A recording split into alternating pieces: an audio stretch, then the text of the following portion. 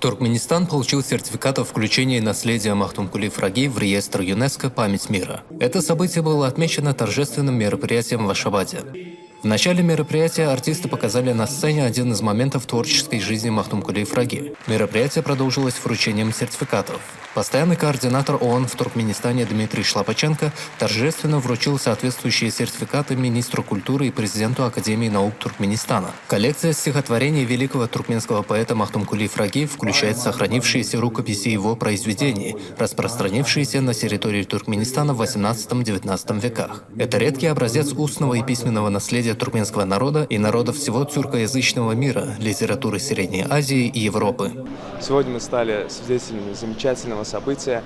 Это еще раз подтверждает то, что Махтумкули Фраги является достоянием не только туркменской литературы, но это кладезь знаний для всего человечества.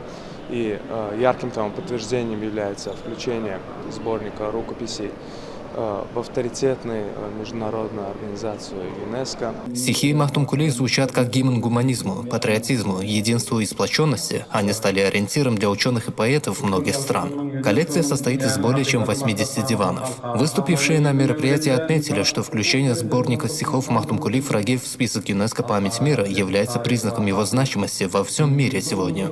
Программа «Память мира», созданная ЮНЕСКО в 1992 году, является международным проектом по охране древних памятников письменности стран и народов мира, документов или коллекций документов, имеющих значимую и неприходящую ценность как в бумажном, аудиовизуальном, цифровом, так и в любом другом формате.